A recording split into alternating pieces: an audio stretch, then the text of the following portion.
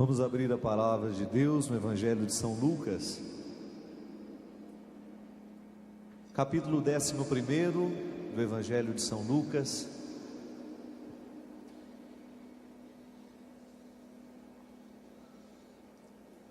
versículo 33.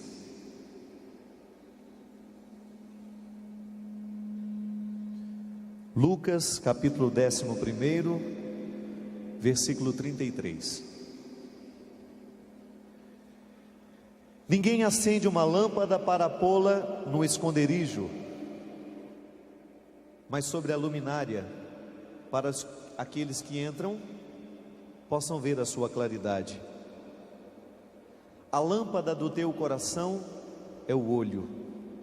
Quando o teu olho é sadio, o teu corpo inteiro também está na luz.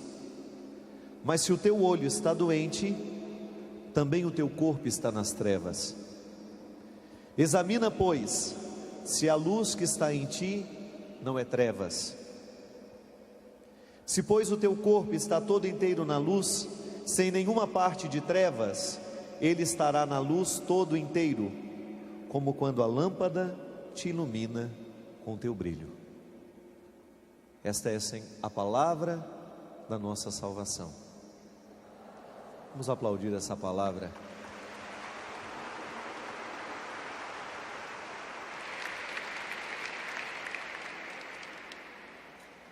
Hoje pela manhã, nós falávamos do desafio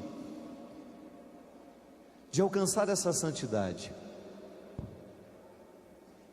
de descobrir um jeito, um caminho que favoreça a nossa construção como pessoas, como gente de bem. E hoje no Evangelho, nós temos uma comparação muito bonita de Jesus, ao falar da luz, como sendo uma realidade que não pode ser escondida. A gente não acende uma luz para ser escondida, não. Da mesma forma como nós não podemos acender um ser humano para que ele fique escondido. A dinâmica da santidade é colocar-nos para fora, de um jeito bonito, a gente descobrir a humanidade que há em nós, e nós irmos trabalhando essa humanidade para a gente se tornar cada vez mais aperfeiçoados. Minha gente, eu gostaria de hoje fazer um pouco de memória àquilo que nós estamos presenciando, aquilo que nós temos acompanhado nos nossos noticiários, sobretudo nos últimos 2 meses. Eu tenho tido muito medo do poder que as trevas têm tido sobre nós. Eu tenho tido muito medo e tenho ficado cada vez mais assustado com aquilo que vejo como fruto das trevas no mundo. Que trevas, Padre? Não sei, um jeito de pensar que foi tomando conta de nós, um jeito de ser gente que foi tomando conta de nós, que tem nos levado a algumas atitudes estranhas. E eu gostaria de recordar a história daquela menina que foi jogada do 6º andar de um edifício. Você deve ter se emocionado muito com essa história, você já deve ter escutado, já deve ter pensado nas 1000 versões, você já deve ter caluniado muita gente, você já deve ter condenado muita gente. Enfim, a notícia, ela nos mobiliza para a gente tomar uma série de posições, algumas apressadas. Não me importa quem tenha jogado. O fato é que alguém jogou aquela menina. O fato é que aquela menina foi brutalmente assassinada, de um jeito absurdo, e jogada do 6º andar de um edifício. Fico pensando, se nós trabalharmos com a possibilidade que de fato quem fez aquilo com aquela menina é o pai e a madrasta, como nós estamos levados a acreditar por causa das evidências do crime, Eu pergunto para você: quando é que nós poderíamos imaginar que um dia nós iríamos escutar, sentados na poltrona da nossa casa, de que existe a possibilidade de uma filha ser brutalmente assassinada pelo próprio pai? Mesmo porque pai tem que ser o contrário, não é? Toda vez que nós falamos de pai, o que que vem à nossa cabeça? É a proteção. Vocês que são pais, vocês sabem muito bem o quanto que vocês são felizes cada vez que vocês são capazes de proteger a cria. Vocês que são mães, vocês sabem muito bem que o primeiro movimento do coração de vocês é proteger. Às vezes vocês erram muito mais porque querem proteger. Quantos erros vocês cometem na família justamente porque vocês queriam proteger os filhos de vocês, mas nesse caso não há proteção. Nesse caso não houve proteção. Não houve ninguém que tomasse as dores. Não houve ninguém que pudesse tirar a menina da violência e dizer: minha filha, você não vai. E se eu perguntasse para você, o que você acha dessa história? Você certamente está indignado. Da mesma forma como eu fiquei indignado anteontem, quando mais uma notícia nos foi dada, de que uma mãe no interior do Brasil afogou o seu filho de 3 anos. 3 anos de idade. Ela assumiu a culpa: fui eu que matei meu filho.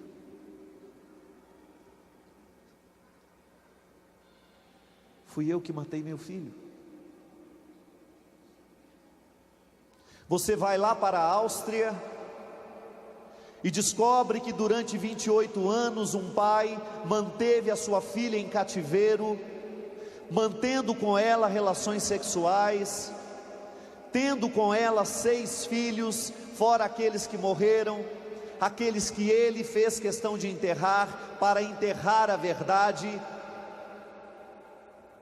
Enterrando uma criança, enterra-se com ela também toda a crueldade contra ela cometida. Julgando da janela, nós também estamos julgando toda a nossa culpa, tudo aquilo que poderia nos culpar, tudo aquilo que poderia nos comprometer. É mais fácil matar e julgar pela janela, limpar as provas, porque nós não queremos comprometimento com a verdade, nós não queremos comprometimento com a luz. São histórias que, se alguém contasse isso para nós há 20, 30 anos atrás, pode ser que a gente chegasse a rir e dizer: imagina, um pai jamais seria capaz de fazer isso com seus filhos, uma mãe jamais seria capaz de fazer isso com seu filho. Imagina pegar um filho de 3 anos e enfiar dentro de uma caixa d'água até que morra. É o contrário. Quantas histórias de mãe que viram seus filhos morrerem afogados, o desejo de trazer de novo para o ventre, não é verdade? De fazer vivo de novo. Não, aquela ali é o contrário, entregando na morte, assim, nos braços da morte, de maneira cruel. E eu pergunto, minha gente, o que foi que aconteceu com a gente? Que ser humano é esse, que tem sido capaz de viver histórias terríveis?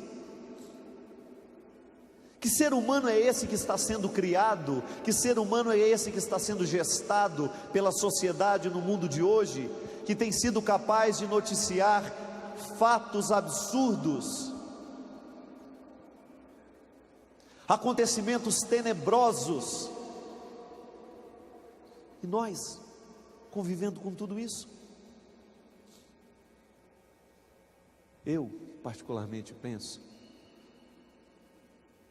que a nossa falta de sentido na vida, que a nossa falta de luz sobre nós mesmos, tem sido capaz de gerar esse tipo de ser humano no mundo de hoje. Está aqui, ó. A lâmpada do teu corpo é o olho. Quando o teu olho é sadio, o teu corpo, todas as suas atitudes também estarão na luz. Mas se o olho estiver doente, também o teu corpo está nas trevas. Toda a vida fica nas trevas. Jesus é muito sábio. É pelo olho que o mundo entra dentro de nós, minha gente. O mundo tem o poder de entrar dentro da sua casa a partir dos seus olhos, a partir daquilo que você enxerga, daquilo que você assimila, daquilo que você traz para dentro de você.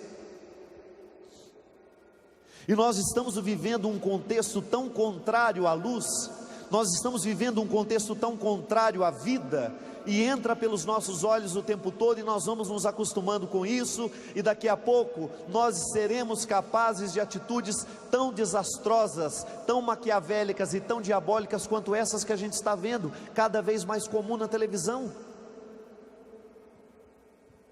Falta de Deus, você pode dar o nome que você quiser.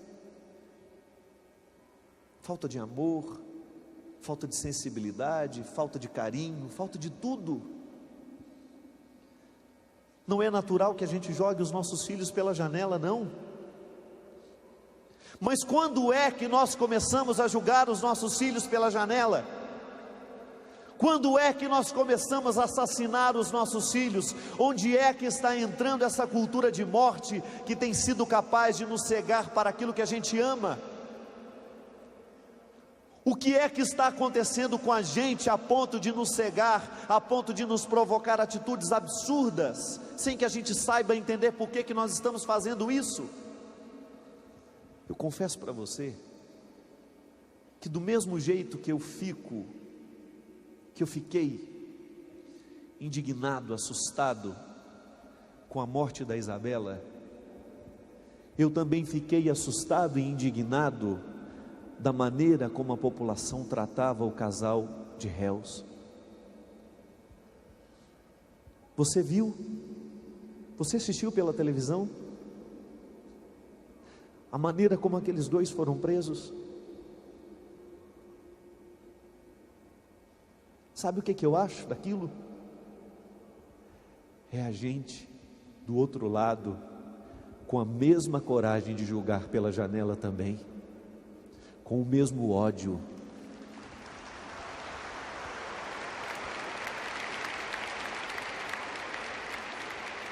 Eu não estou dizendo que nós temos que tratá-los, não.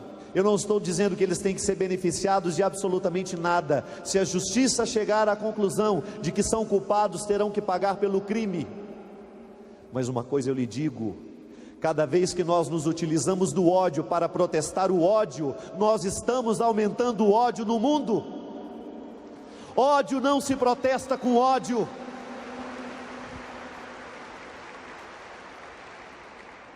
Eu confesso que eu fiquei com pena daquela moça dentro daquele carburão. Sabe por quê? Aquela mulher, mesmo que ela tenha feito o que fez, se chegar à conclusão de que foi, aquela mulher tem filhos, ela tem mãe, ela tem irmãos, e mesmo que ela seja uma assassina, ela tem gente que ama. Eu tenho medo, minha gente, que as trevas se tornem a nossa referência de luz. Está aqui. Examina, pois, se a luz que está em ti também não é trevas. Eu tenho medo que aqueles que gritam por justiça estejam contaminados com o mesmo ódio dos assassinos, porque esta é a grande arma do maligno no mundo de hoje, é nos colocar como posturas de homens e mulheres de bem, mas aqui dentro a nossa luz, ela não clareia absolutamente nada, ela está profundamente arraigada nos ódios do mundo. Quando nós gritamos por justiça, quando não temos uma postura que realmente condiz com aquele que quer justiça, nós não temos o direito de julgar os nossos ódios em cima dos outros, porque se nós formos honestos, E se nós utilizarmos na metáfora de julgar o outro pela janela, você vai chegar à conclusão de que não foram poucas as vezes de que você, que eu, que nós também já julgamos os outros pela janela, de um jeito diferente. A polícia não encontra o corpo, não há nenhum resquício de violência física, nós jogamos os outros da janela de um jeito diferente. Nós jogamos o outro da janela quando nós desanimamos dele, nós jogamos o outro da janela quando nós traímos, nós jogamos o outro da janela quando fazemos um comentário sobre o outro, um comentário que não condiz com a verdade, quando nós não somos humanos o suficiente, nós jogamos pela janela. Jogamos pela janela, afogamos, assassinamos, só que a gente ainda não é capaz de olhar para o nosso jeito de ser, porque nós ainda estamos achando que a nossa treva é luz.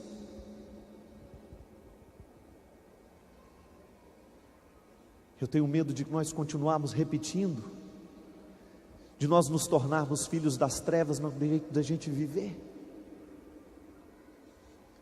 Eu tenho medo de que a gente legitime os poderes do ódio, mesmo quando a gente finge que ama.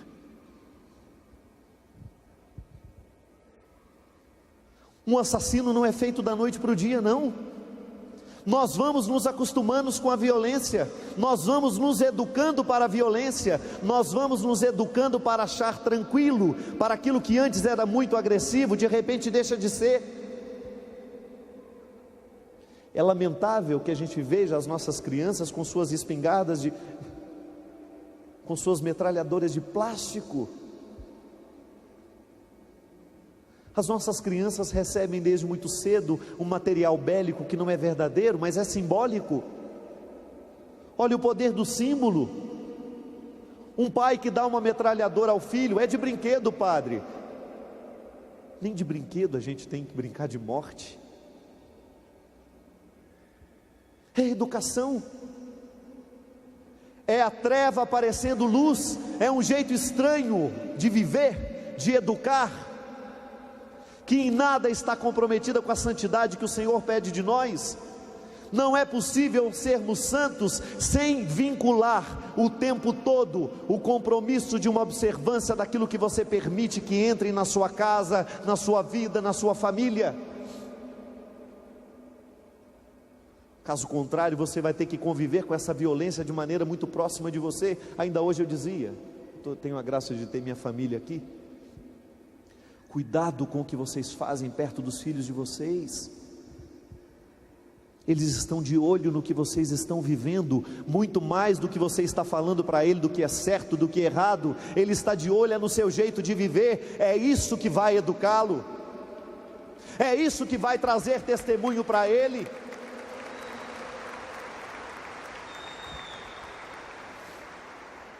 Educação, educar para a santidade, é você pegar a cartilha da manhã. Timóteo, seja um homem de Deus, meu filho.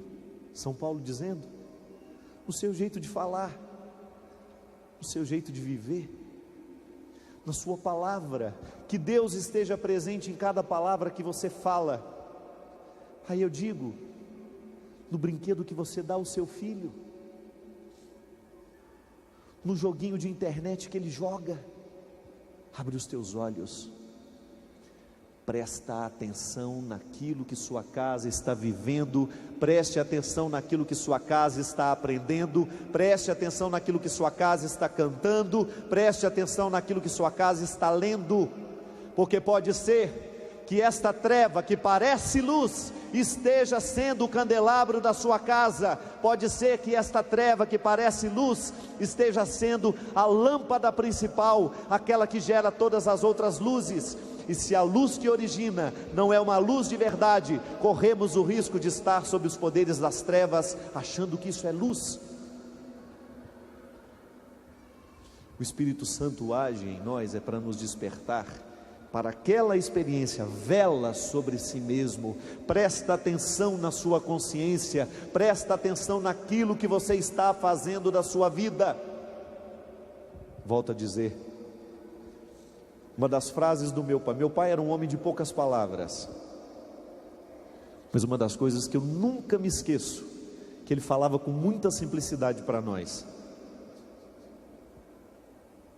meu filho, o que você está fazendo da sua vida?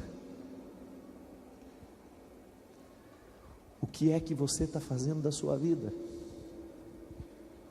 E por trás dessas palavras, minha gente, dessa perguntinha simples, uma série de coisas estão sendo perguntadas.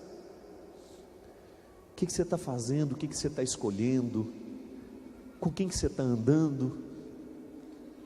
O que você está trazendo para o seu coração? O que você está permitindo que mande em você, nos seus afetos? O que é que está repercutindo dentro de você? Essa é a frase, uma frase simples do meu pai, que para mim é um exame de consciência todo dia. Padre Fábio, o que você está fazendo da sua vida, rapaz? Velar sobre nós mesmos, gente, é acender a luz certa. Nós andamos muito em luzes erradas. Quantas vezes na sua vida você já experimentou isso? Eu não preciso dizer, você já sabe. Quantas vezes você correu atrás de luzes erradas? Quantas vezes aquela coisa se acendeu diante de você, parecia a coisa mais bonita do mundo, e você correu atrás, e de repente aquilo não era luz, era apenas um fogo de artifício.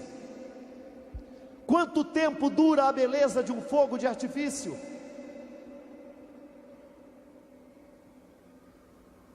Quanto tempo dura a beleza de um fogo de artifício?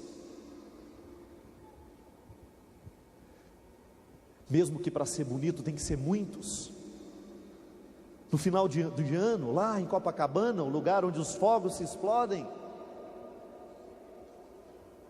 só existe graça naquela bobageira, sabe por quê? É porque um explode junto e vai explodindo, vai explodindo, vai explodindo, vai explodindo, e os nossos olhos se encantam com aquilo que é passageiro, mas uma luz daquela não dura nem 5 segundos. Fogo de artifício queima rápido. Fogo de artifício vira notícia muito rápido, mas não tem o poder de nos aconchegar do frio, não tem o poder de nos acender fogos que a gente precisa para continuar a vida, não tem. Jesus está falando aqui justamente disso, quando nós colocamos nas luzes temporárias, naquilo que se acende e que se apaga, sem o compromisso de ser permanente, quando nós colocamos nisso a nossa confiança, nós não estamos iluminados porcaria nenhuma, nós estamos iludidos por fogos temporários de artifício. Existem religiões assim. Quantas religiões parecendo espetáculo. Vem aqui, meu irmão, que Jesus vai curar todos os seus problemas, que Jesus vai retirar todas as suas dores, que Jesus vai te dar toda a prosperidade do mundo. Uma promessa que parece um fogo de artifício. Mas veja bem, como é que Deus me dá prosperidade? Como é que Deus vai melhorar a sua vida financeira? É no dia em que você levar a sério a sua vida de trabalhador, é no dia que você honrá-lo no seu trabalho, na sua luta.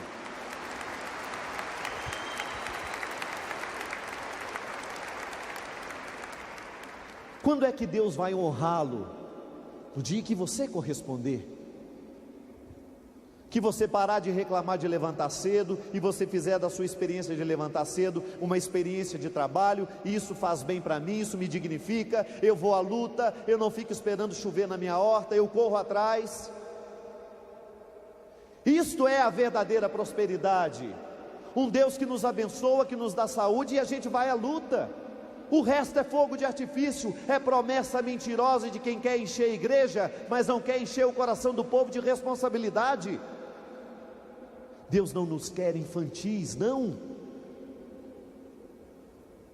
Deus não vai lidar com infantilidades, Ele não tolera infantilidades, e você sabe muito bem que infantilidade não nos leva absolutamente a lugar nenhum.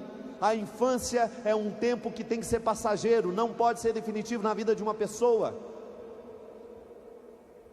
Se a infância demora muito tempo dentro de nós, nós vamos correr atrás de fogos de artifício a vida inteira. Criança não sabe lidar com o definitivo, ainda não sabe, não está preparada para isso, mas se ela não for educada para o definitivo, se ela não entender que o processo do passageiro só tem sentido porque nos leva a algumas realidades mais duradouras, então não há educação nesse processo. Seu filho e sua filha não vai viver de fogos de artifício, isso passa. E Deus sabe muito bem disso. Deus não tem medo do tempo que você sofre, não. E nem adianta pedir para Ele tirar o seu sofrimento, não. Reze com mais honestidade. Ao invés de falar, Senhor, me tira o meu sofrimento, Senhor, me ensine a sofrer e aprender com o que sofro. Isso é honesto.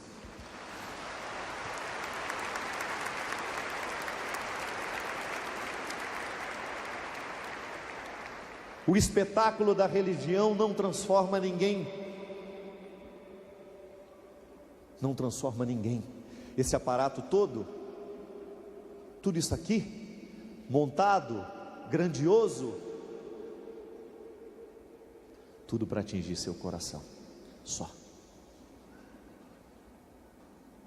Tudo isso que está montado aqui, tudo isso que foi construído com o ouro do nosso povo, isso aqui foi construído porque nós queremos atingir corações, nós não queremos fazer espetáculo aqui não.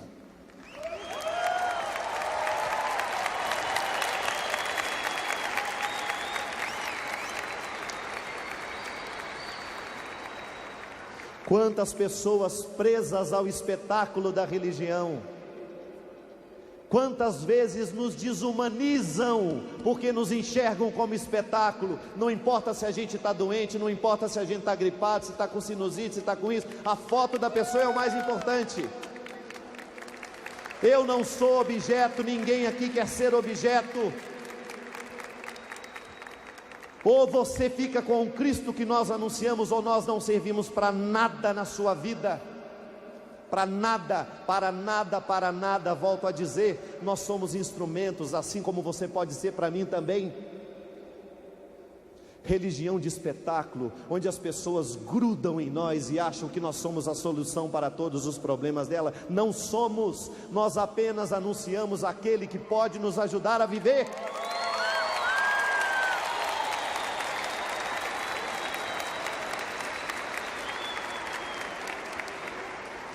Religião de espetáculo,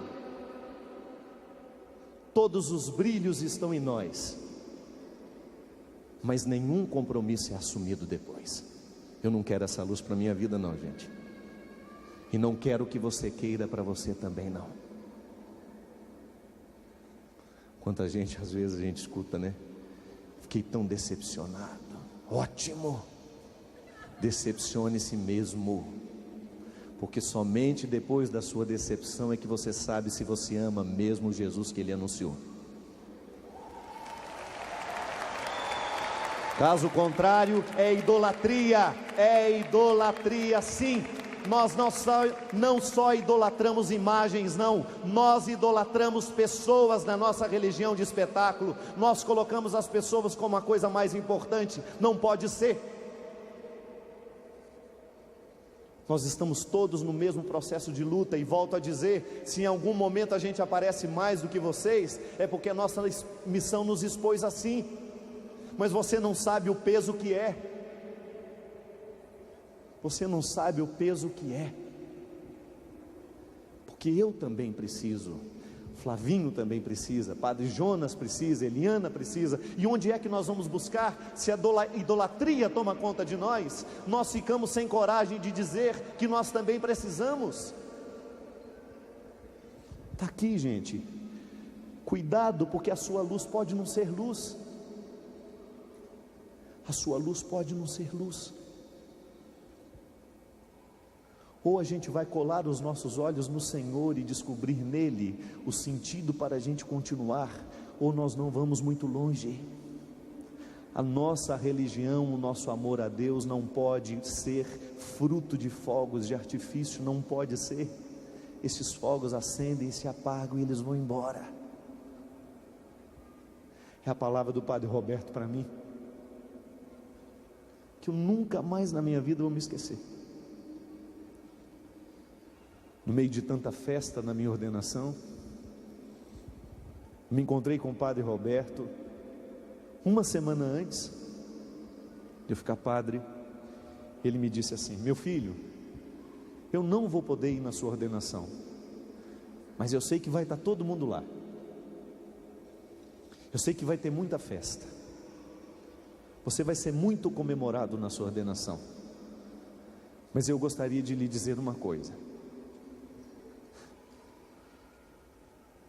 quando você fizer a sua primeira consagração,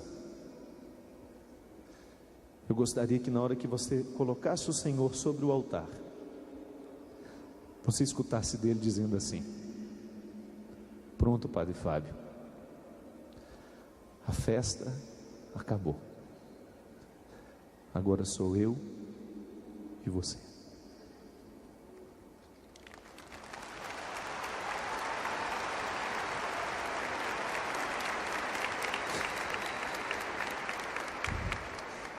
Você já ouviu falar da solidão do pastor? Você já ouviu falar que pastores que comandam multidões também se sentem só?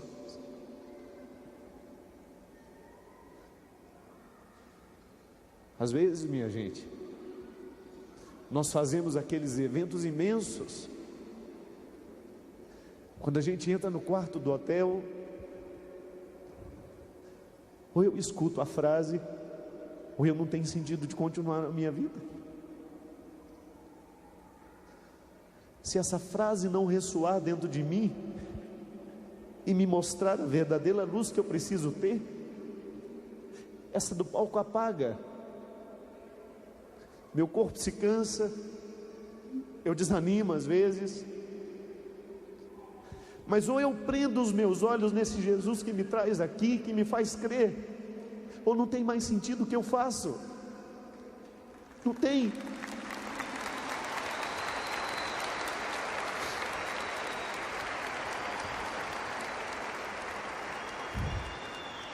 Eu me recordo da poesia de Drummond de Andrade, ao famoso José. E agora, José? A festa acabou, a luz apagou, e agora você? Você que não tem nome, você que sofre, e agora? O fruto daquilo que Deus quer em você, meu amigo, vai ser depois, na hora que essa multidão se desfazer, que essas luzes se apagarem, que essa pregação terminar, que deixar de chegar aí no seu ouvido, e Deus perguntar para você: agora sou eu e você. O que é que vai sobrar de tudo o que aconteceu, de toda essa viagem que você fez para chegar aqui? E agora? O que é que sobra desse nosso encontro? Vai ser luz temporária mais uma vez? Vamos continuar julgando os nossos filhos pela janela? Vamos continuar julgando as pessoas pela janela? O que é que de novo vai acontecer em nós a partir desse Pentecostes? A festa vai acabar, o momento vai terminar, e Deus vai ter que perguntar isso para nós. Agora? E agora? Eu partilho isso para vocês, com vocês, porque assim como isso me pesa, isso pesa em você também. Eu sei que muitas vezes você também vive esse desconsolo de ser só. Em muitos momentos a sua solidão é tão intensa, mas este é o verdadeiro momento de você descobrir o Senhor da sua vida. Esse é o verdadeiro momento de você experimentar o que é que está te iluminando, qual é o sentido que te conduz, qual é o significado que te segura nessa vida, minha gente.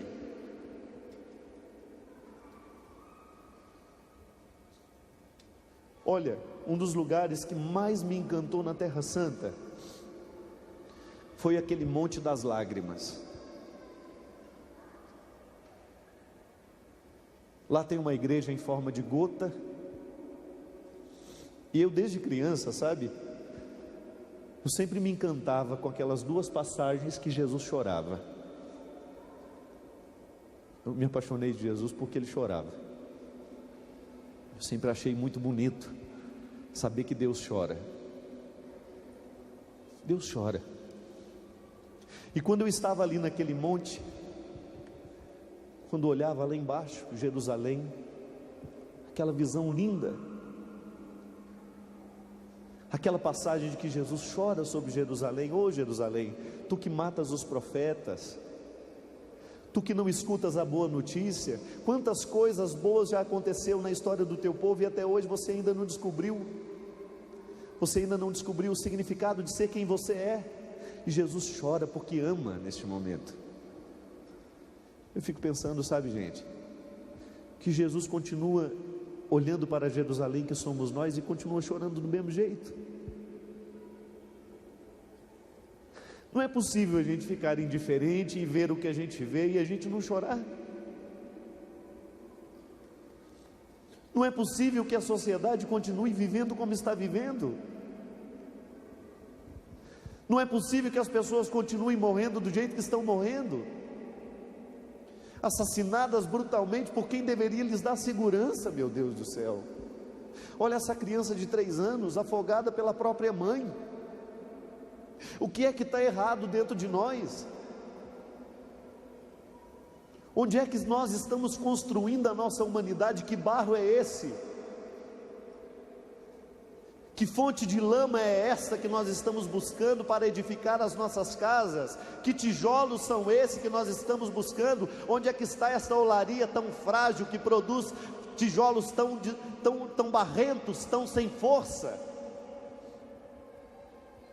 Onde é que nós estamos buscando a ferragem para sustentar as nossas casas, se elas quebram com o primeiro vento que vem? Basta ver você nos casamentos que você vê sendo realizados hoje. Na primeira dificuldade a gente já se manda embora, na primeira dificuldade a gente já se dispensa. Não há segurança, não há. E quando esse casamento desaba, desaba sobre todo mundo, sobre todos os filhos que estão ali dentro indefesos. Pense você, se o seu filho perde a sua segurança, onde é que ele vai buscar? Você é o primeiro a dar segurança para ele. Muda a sua vida por causa disso. Só de saber disso já é suficiente razão para você mudar de vida. Todos nós que já enfrentamos o problema do álcool dentro de casa, você sabe muito bem, gente, ninguém precisa escrever mais livros sobre isso não. Você sabe por experiência própria que ter um alcoólatra dentro de casa, e sobretudo quando esse alcoólatra é o pai, é uma das piores fontes de infelicidade que nós podemos ter na vida. Nós não temos vontade de voltar para casa, porque a gente tem medo de ver, de encontrar o que a gente vai encontrar. Quantas marcas, quantas feridas estão dentro de nós, porque um dia a gente viu o pai batendo na mãe, ou porque um dia a gente viu o pai batendo no filho, o filho batendo no pai. Quantas vezes as nossas casas foram um lugar, nada, absolutamente nada agradável de se colocar uma criança. Quantas vezes, se a gente tivesse coragem, se a gente tivesse verdadeiramente comprometido com a felicidade dos nossos filhos, nós teríamos coragem de colocar: essa casa é proibida para menores de 18 anos. Quantos lares cristãos são verdadeiramente proibidos para pessoas menores de 18 anos? Por causa da luz que nos ilumina, por causa daquilo que se escuta, por causa daquilo que se fala. Não é o outro que está trazendo, não, é eu que permito entrar, porque a casa é minha, quem manda sou eu. E infelizmente nós transformamos a nossa casa em um lugar proibido para menores de 18 anos. E aí a gente vem com aquele moralismo besta, hipócrita. Não, nós não podemos. O primeiro comprometimento teu é com tua casa, e não sou eu que tenho que cuidar dela, não, é você. O primeiro comprometimento com aquilo que entra nos olhos dos seus filhos, o primeiro comprometimento que entra com aquilo que entra no coração da tua esposa, no teu coração de pai, no teu coração de irmão, é você o primeiro responsável, não somos nós. Nós podemos até ajudar a alertar. Eu sou com a minha casa eu digo o que entra, o que não entra, na minha casa mando eu, mas na sua eu não mando nada. E eu lamento te informar que se você não manda na sua casa, você não manda em lugar nenhum do mundo.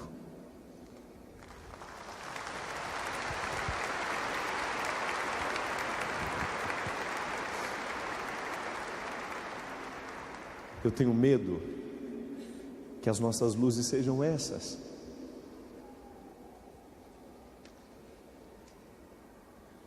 Ô minha gente, se você tivesse acesso, se eu pudesse lhe mostrar, a 1% daquilo que eu leio nos e-mails, daquilo que chega nas cartas, que eu gostaria de responder, eu não tenho, eu sou humano. É impossível uma pessoa dar conta de uma vida pessoal como eu tenho, difícil. Fica chateado que a gente não responde a sua carta, que a gente a gente tenta, a gente faz o máximo que a gente pode, mas as dores são muitas. Corações como o seu, às vezes no meio do povo, aquela cartinha assim, esticando o braço: ô padre, pega aqui para mim. Não é carta de fofoca não, gente, vai ler para ver a dor que está doendo aí, coração de vocês. Eu sei, está aqui, está cheio. Onde eu passo eu pego 10, 30, 40. Às vezes a minha mala volta das minhas viagens pesando 20 quilos a mais, é de carta.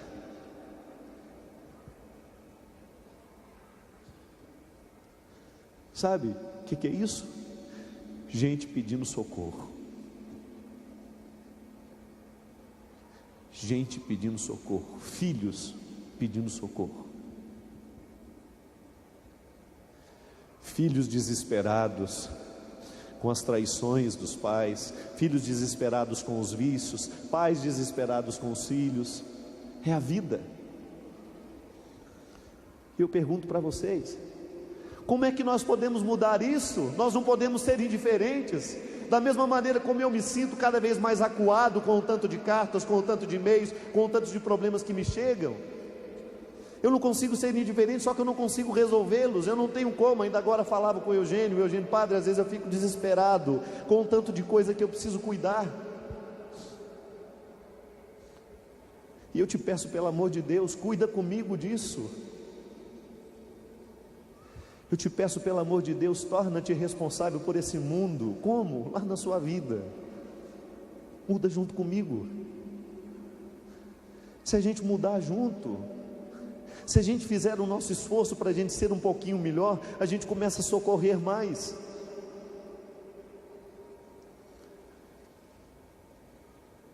Nós não podemos mais ficar indiferentes, gente. Esse não é um problema dos padres, não.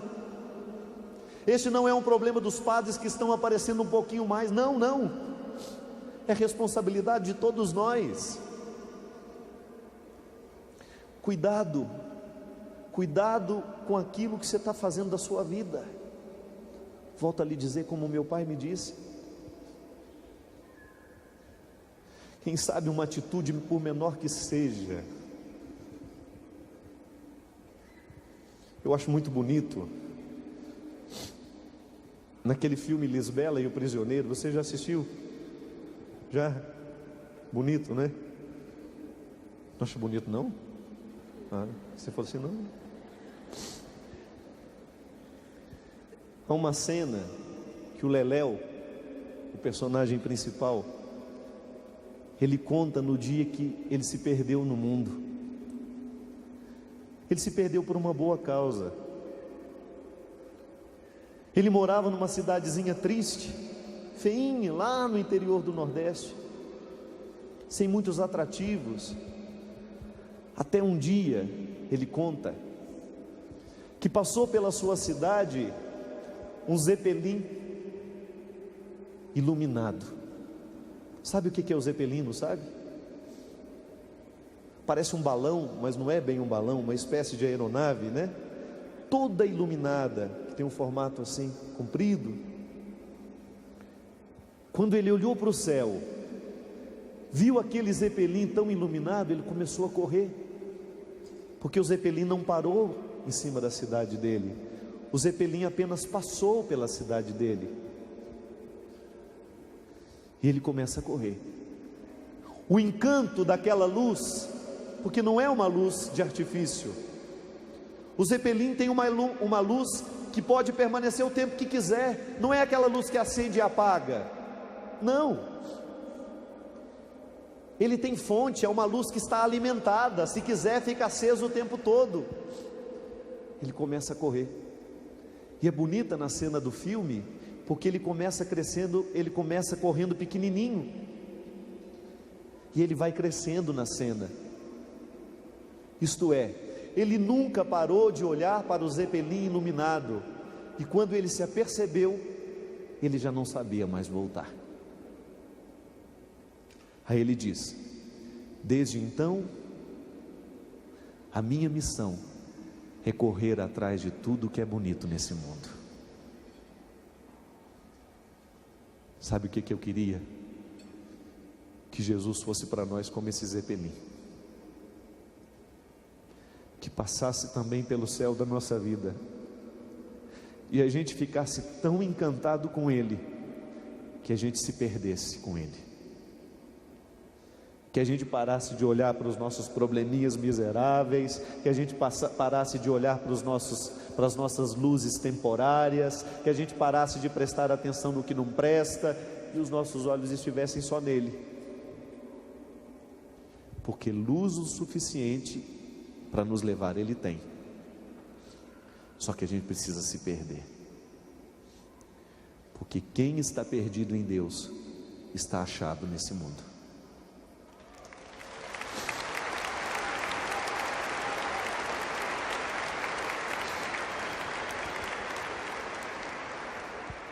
Olhar para o céu e saber que essa luz nos guia, e a gente vai, na experiência de estar presos no chão, mas ao mesmo tempo com a esperança no céu.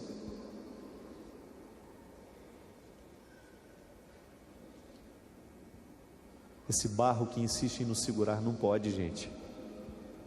Esta lama dessa sociedade, cada vez mais podre, cada vez mais apodrecida, estragada pelos vícios, cada vez mais socializada naquilo que não presta, cada vez mais fertilizada nessas coisas que definitivamente não nos ajudam em nada, em fermentos terríveis que fazem crescer o que não presta no nosso meio, na violência, naquilo que nos educa, pelo contrário, que nos deseduca.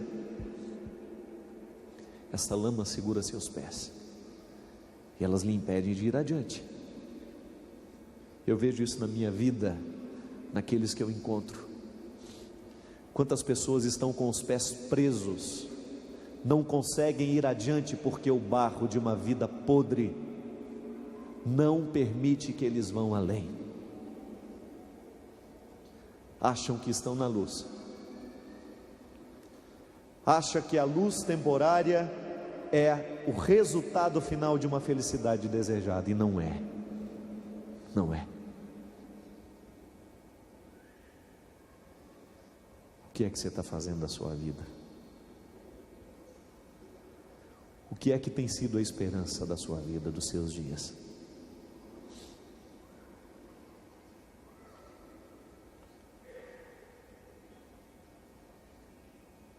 Como é que você tem visto? Como é que você tem visto os últimos acontecimentos? De que lado que nós estamos? De que lado e de que forma nós gritamos? Minha gente, A nossa experiência de santidade tem que mexer nisso. Nós temos que ser homens e mulheres fascinados pelo Zeppelin iluminado. Nós temos que ser. Nós temos que correr atrás de tudo que é belo nessa vida, de tudo atrás do que é bom nessa vida. Vejam que a associação que a filosofia nos permite: o belo é o bom é o belo. Os nossos olhos têm que estar fitados nisso, para que a gente vá adiante, para que a gente não pare, para que a gente não desanime. Vai ser difícil? Garanto que vai. Mas você não foi feito para a moleza. Não foi feito.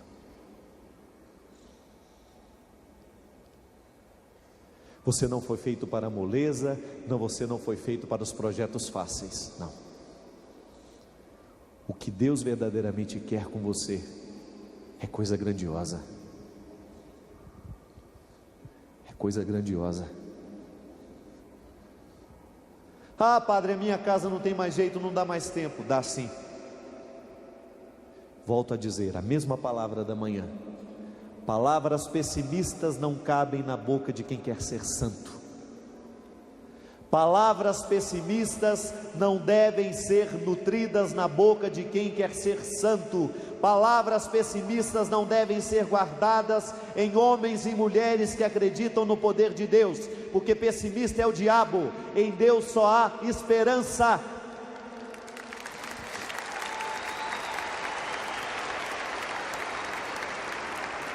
O pessimismo é filho do diabo. E somente as estruturas diabólicas gostam de nos colocar pessimistas. Não faça, não lute, não busque, está bom do jeito que está, continue julgando pela janela, continue acusando, vá para as praças, incite a violência, incite o ódio. Ao passo que Deus trabalha com esperança, e esperanças crescem do mesmo jeito que as árvores não fazem barulho. Não fazem barulho.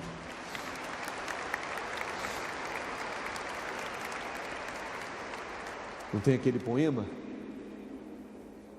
Uma única árvore, quando cai,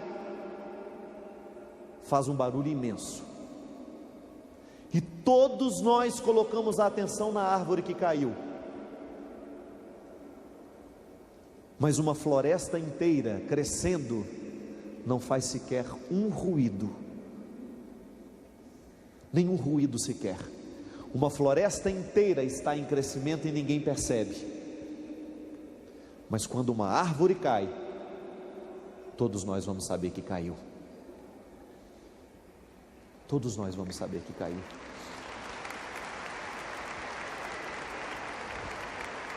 E nisso está.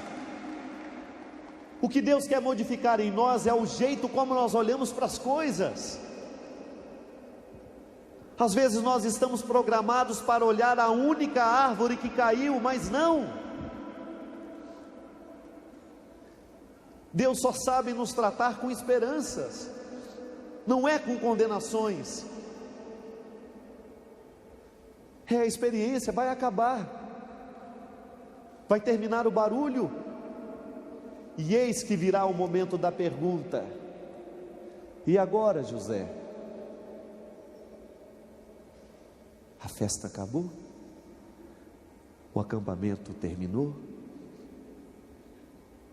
E olhando bem nos seus olhos, Jesus vai dizer: agora sou eu e você.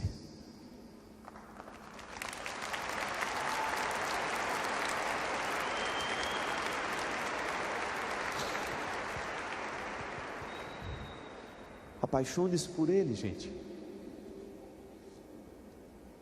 Não olhe Jesus como um personagem daqui, não.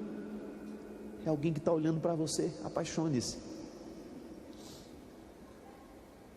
Deus tem necessitado muito de mulheres e homens apaixonados por Ele.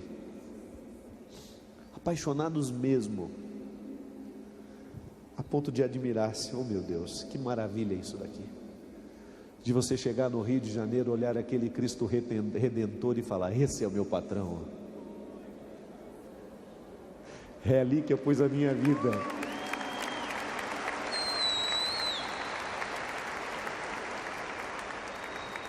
esse é o meu crucificado, esse é o meu ressuscitado, esse é o gestor das minhas palavras, das minhas ideias. Eu penso como Ele, mesmo que eu não consiga viver como Ele ainda, mas é como Ele que eu penso. Se a santidade já chegou no nosso pensamento, o comportamento vem como consequência. E aí você começa a prestar atenção: será que Jesus faria isso? Não. O caminho é esse. É você prestar atenção na sua atitude e pensar: eu não tenho como me livrar disso não. Eu tenho que ser o reflexo de Deus hoje. Jesus jamais julgaria uma criança pela janela.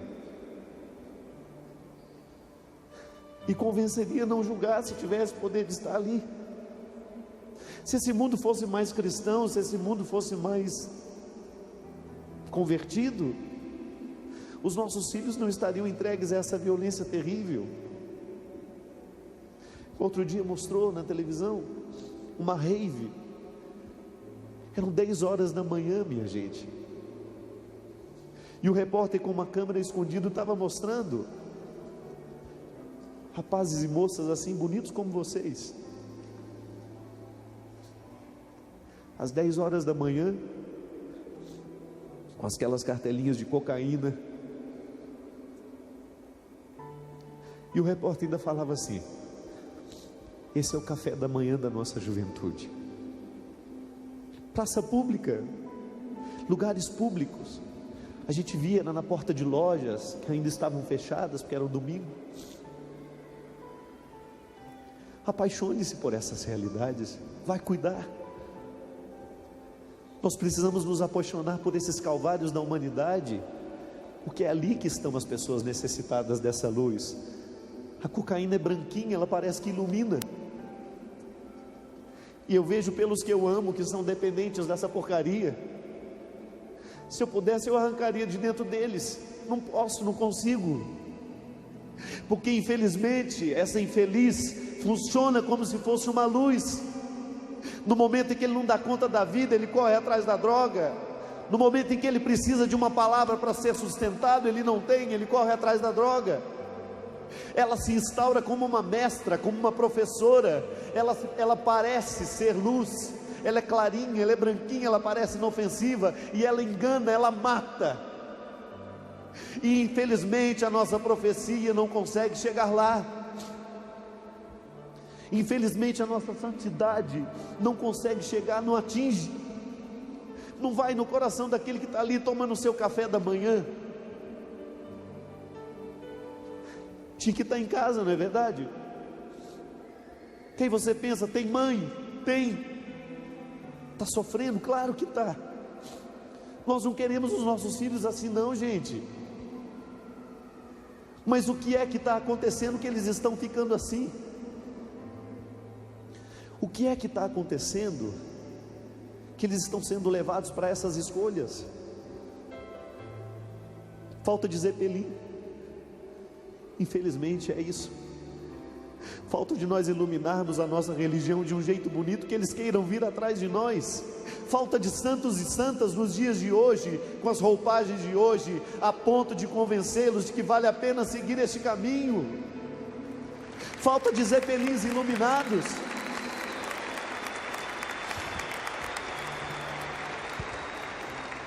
Falta de testemunhos novos, como nós dizíamos hoje de manhã. Pode ser que um jovem, ao olhar para São Geraldo e ver ele com aquela cara triste, com aquela roupa estranha, não vá se identificar com ele, mas pode ser que se ele olhar para você, ele se identifique. Está vendo como nós precisamos de você? Está vendo como a igreja precisa de você, bonito, jovem, do jeito que você é, sendo santo lá no meio dos seus amigos, para convencê-los a tomar um café da manhã com você, ao invés de sentar na sarjeta? É assim que esse mundo será possível, quando nós nos tornarmos zeppelins iluminados na vida de outros. Quando alguém começar a olhar para nós, não é que vai nos idolatrar, não, é que vai descobrir que nós descobrimos um jeito diferente de ser gente, que nós não optamos pela maldade, que nós não queremos fazer pacto com a morte, nós não queremos fazer pacto com a violência, não. Aí vai olhar para você, vai prestar atenção no seu jeito de viver e vai descobrir Jesus em você. Que isso é o mais bonito do cristianismo. Igual uma vez eu fiquei tão emocionado na época que eu estava com hepatite, né? Estava um trapo naquela. Aliás, eu fico com um trapo com uma facilidade. E um rapaz aqui da Canção Nova me mandou um bilhetinho falando assim: padre, foi naquele acampamento do carnaval, sendo escrito no papel: hoje Jesus falou de maneira muito concreta para mim, e Jesus estava com hepatite.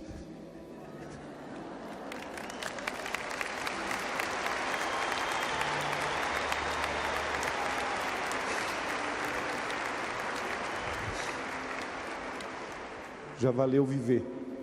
Se mesmo no momento, se em algum momento da nossa vida eu puder dizer: hoje Jesus falou para mim, ele estava numa cadeira de rodas.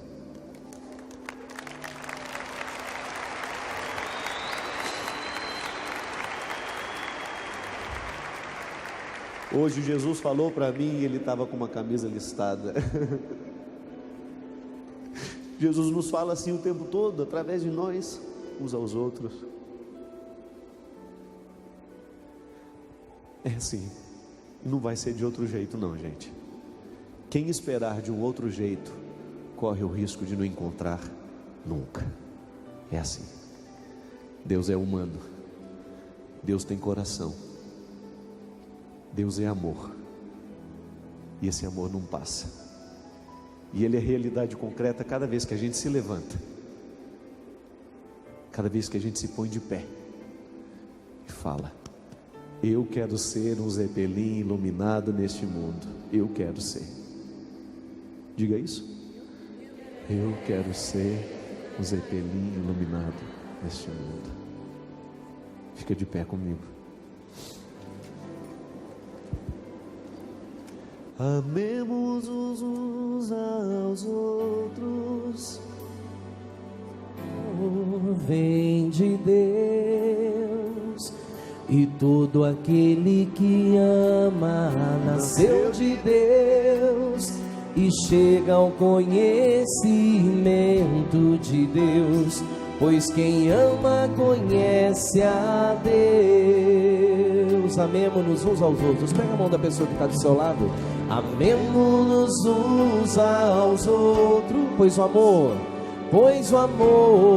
vem de Deus, e todo aquele que ama, e todo aquele que nasceu de Deus e chega ao conhecimento, pois quem ama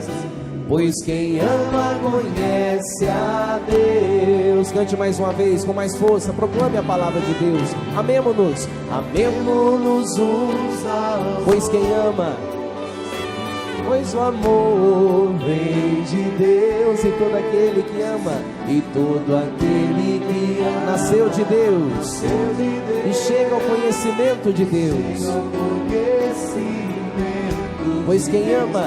pois quem ama conhece a